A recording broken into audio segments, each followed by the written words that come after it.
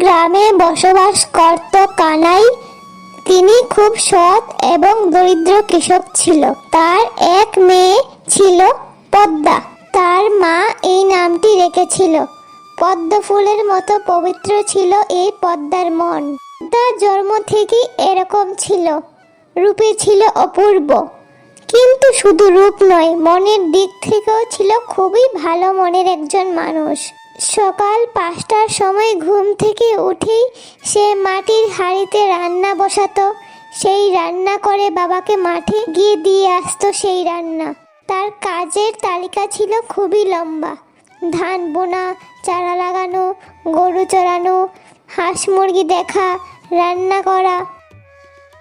পদ্মার রূপের কথা চারপাশে গ্রামে ছড়িয়ে পড়েছিল। সবাই বলতো রূপ যেন রাজকন্যার মতো, আর মন যেন সোনার মতো। একদিন গ্রামের এক বয়স্ক লোক তাদের বাড়িতে এসে কানাইকে বলল, আপনার মেয়ের মতো রূপবতী মেয়ে আর কোথাও দেখি নাই। আপনার মেয়ের বিয়ের ব্যবস্থা করুন তাড়াতাড়ি, না হলে চোখ লাগবে কারুর। কি যে করি, খুবই চিন্তা লাগছে আমার এখন। পদ্মা শুধু রূপে নয়, কাজেও খুব ভালো। অনেক শহরের পাত্রের প্রস্তাব এলো, কে যেন ডাক্তারের ছেলে বা কে যেন আইনজীবী। কিন্তু কার কাছে বিয়ে দিই আমার মেয়েকে? শহর থেকে তো অনেক বিয়ের প্রস্তাব এসেছে আমার মেয়ের জন্য, কিন্তু কে ভালো কে খারাপ কিছুই তো বুঝতে পারি না। কার কাছে বিয়ে দেব আমার মেয়েকে, সেটা নিয়ে খুবই চিন্তা লাগছে এখন। কিছু একটা ব্যবস্থা অবশ্যই করতে হবে।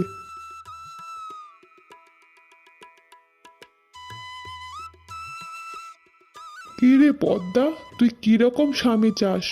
কিরকম ছেলের সঙ্গে বিয়ে করলে তুই সুখে শান্তিতে সংসার করতে পারবি বল? তুই যেরকম চাস আমি খোঁজার চেষ্টা করব সেই রকম স্বামী তোর জন্য। বাবা, আমি খোলা গায়ের মাঠের মেয়ে।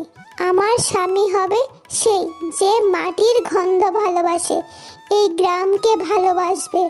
আমি তাকেই বিয়ে করব। ঠিক তখনই একদিন মাঠে কানাইয়ের সঙ্গে দেখা হয় কৃষ্ণের। কৃষ্ণ পাশের গ্রামের এক গরিব কৃষকের ছেলে। বাবার মৃত্যুর পর সে খেতে খামারে কাজ করে সংসার চালায়। রং কালো হলেও চোখে মুখে ছিল সত্যের দীপ্তি। তোমার নাম কি? তোমাকে তো এখানে আগে আমি কখনো দেখিনি। তুমি কোন গ্রামে থাকো? কাকা, আমার নাম কৃষ্ণ। আমি এই পাশের গ্রামেই থাকি। আমি খেতে কামারে কাজ করি প্রতিদিন। বাবার মৃত্যুর পর থেকে আমি আমার সংসারের হাল ধরেছি। আমাকেই সংসার চালাতে হয়।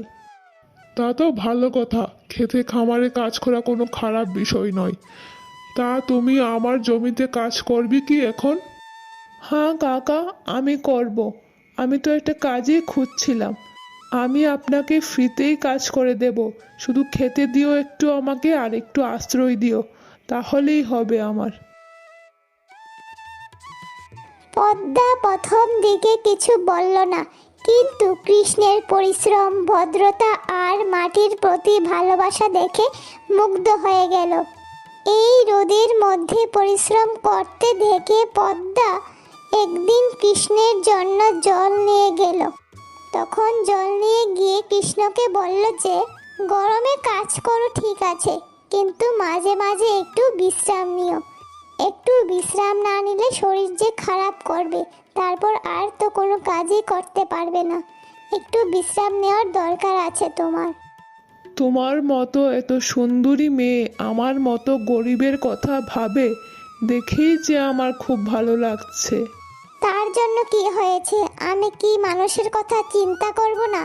আমি তো দেখতে পাচ্ছি প্রচণ্ড গরম, তার জন্য আমার কষ্ট হচ্ছে। এত গরমে কাজ করছো, একটু তো বিশ্রাম নেওয়ার প্রয়োজন রয়েছে ছায়ার মধ্যে। হ্যাঁ হ্যাঁ, নেব। একটু কাজটা সেরে নেই, তারপরেই নেব। সারাক্ষণ বিশ্রাম নিলে তো আর কাজ হবে না, তার জন্য ভেবেছি একবারে কাজটা শেষ করেই বিশ্রাম নেব। কি যে সর্বনাশ হয়ে গেল! এই চৈত্রের শেষ সপ্তাহে হঠাৎ কোথা থেকে যে এক ঝড় আসলো! ঝড় এসেছে, সব শেষ করে দিল আমাদের। আমাদের সব ধান একেবারে মাটিতে পড়ে গেল। কি করব কিছুই তো বুঝতে পারছি না। এবছর আমরা খাবো কি? সব ধান তো নষ্ট হয়ে গেল যে। কি যে সর্বনাশ হয়ে গেল রে, হাই রে হাই হাই হাই। সারা বছর এখন কি করে সংসার চালাবো, সব কিছুই তো নষ্ট হয়ে গেল আমার। কৃষ্ণ, চলো তুমি আর আমি মিলে কাজটা শুরু করে দিই নতুন করে। যে ধানগুলি মাটিতে পড়ে গেছে ঝড়ের জন্য, সেগুলোকে তুলে আনি আমরা। যদি আমরা এই ধানগুলিকে কেটে তুলে আনি, তাহলে ক্ষতির পরিমাণ কিছুটা হলেও কমবে। এখন থেকে যদি কাজটা শুরু করা যায় তাহলে ভালো হবে, নয়তো ধানগুলো নষ্ট হয়ে যাবে। ক্ষেতের মধ্যে তো একদম কাদা হয়ে গেছে। তুমি হচ্ছ রাজকন্যার মতো, তোমার জন্য এই কাজ না, এটা আমি একা করব, তোমার করতে হবে না। এই কাদার মধ্যে গেলে তোমার শরীর নষ্ট হয়ে যাবে। আমি চাই না রাজকন্যার মতো মানুষের রং নষ্ট হোক। এটা তুমি কি বললে? এই মাটি যে আমার, আমার বাবার আর তোমার, তো কাজ তো আমাদেরই করতে হবে। আমরা যদি সবাই মিলে কাজ না করি তাহলে কিভাবে হবে? সেই দুর্যোগের সময় পদ্মার সাহস ও রূপ দুটোই গ্রামবাসীকে মুগ্ধ করে। সবাই বলল, এই মেয়ে তো রাজ্য শাসন করতে পারে। একদিন শহর থেকে এক এনজিও কর্মী এলো ওদের গ্রামে। সে মেয়েদের স্বনির্ভরতা নিয়ে কাজ করে। পদ্মার কথা শুনে ওদের বাড়িতে এলো। সে বলল, পদ্মা, তুমি আমাদের সঙ্গে শহরে চলো, তোমাকে মডেল বানাবো, সোশ্যাল মিডিয়ার বড় একজন মানুষ বানাবো, তুমি দেশের মুখ উজ্জ্বল করতে পারো।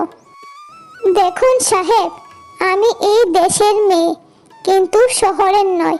আমি গ্রামের মেয়ে, আমি গ্রামের ক্ষেতের ফুল। তোমরা শহরের আলোয় মুছে দেবে আমার গন্ধ।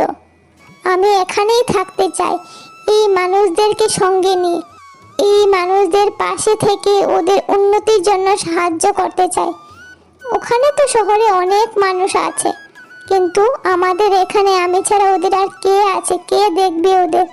আর আমার বাবাও এখানে থাকে, আমি বাবাকে ছাড়াও কোথাও যাব না। আমি অনেক খুশি হয়েছি আপনি আমার জন্য এখানে এসেছেন, আমাকে নিয়ে যেতে চেয়েছেন, সেটা খুব ভালো ব্যাপার। কিন্তু আমি যে যেতে পারবো না, আমি অত্যন্ত দুঃখিত।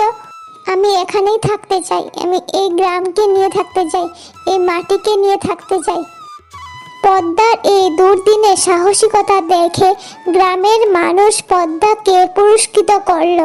ওকে সবাই মিলে এক গুচ্ছ কানের দুল দিল ওকে উৎসাহ দেওয়ার জন্য। একদিন পদ্মা আর কৃষ্ণ একসঙ্গে বসেছিল পুকুর পাড়ে। তখন কৃষ্ণ বলল, আমি তো অনেক গরিব, তোমার মতো রূপবতী মেয়েকে বিয়ে করার সাহস আমার হয় না। তোমার বাবা তো তোমাকে অনেক বড় করে বিয়ে দেবে, আমার সেই যোগ্যতা নেই তোমাকে বিয়ে করার মতো। কিন্তু আমার খুব ভালো লাগে তোমাকে, তোমার মতো এত সাহসিকতা মেয়ে আমি আর দেখিনি। তুমি কত সাহস নিয়ে কাজ করো, তোমার মন কত ভালো, তোমার রূপ যেমন সুন্দর তোমার মনও তেমন সুন্দর। আমি চাই তোমার মতো একটি মেয়েকে বিয়ে করতে, কিন্তু আমার তো কোনো যোগ্যতাই নেই তোমার মতো মেয়েকে বিয়ে করার। এই গরিব ছেলেকে কেই বা বিয়ে করবে বলো? আমি কোনো বড়লোক ছেলেকে বিয়ে করতে চাই না। আমি এরকম একজন ছেলেকেই বিয়ে করব যে আমাকে ভালোবাসবে, আমার গ্রামকে, আমার মাটিকে ভালোবাসবে, আমার বাবাকে ভালোবাসবে, তার নিজের বলে ভাববে সব কিছু। আমি এরকম ছেলেকেই বিয়ে করতে চাই। আমি দেখতে পেয়েছি তোমার মধ্যে সেই সব কিছু গুণ রয়েছে। আমি মনে মনে তোমার স্ত্রী হতে চাই, কিন্তু তোমাকে কখনো বলিনি। তুমি আমায় মাটির মতো ভালোবাসো, এটাই যথেষ্ট। সেই রাতে কানাই রাজি হয়ে গেল ওর মেয়েকে কৃষ্ণের সঙ্গে বিয়ে দেওয়ার জন্য। সে মেয়ের সিদ্ধান্তকে সম্মান জানায়। পদ্মা, আমি তোর সিদ্ধান্তকে সম্মান জানাই। তুই একদম সঠিক সিদ্ধান্ত নিয়েছিস। তুই ঠিকই কথা বলেছিস। রূপ তো ক্ষণস্থায়ী, মন আর কাজই আসল। কৃষ্ণ তো অনেক পরিশ্রমী একটা ছেলে, মনের দিক থেকেও খুব ভালো। তুই ওর সঙ্গে থাকলে আশা করি খুব সুখে থাকবি। বড় করে থেকেও এত সুখে থাকা যায় না যদি ভালোবাসা না থাকে। ও তোকে খুব ভালো রাখবে আমি আশা করছি। তারপর সুন্দরভাবে ওদের বিয়ে হয়ে গেল।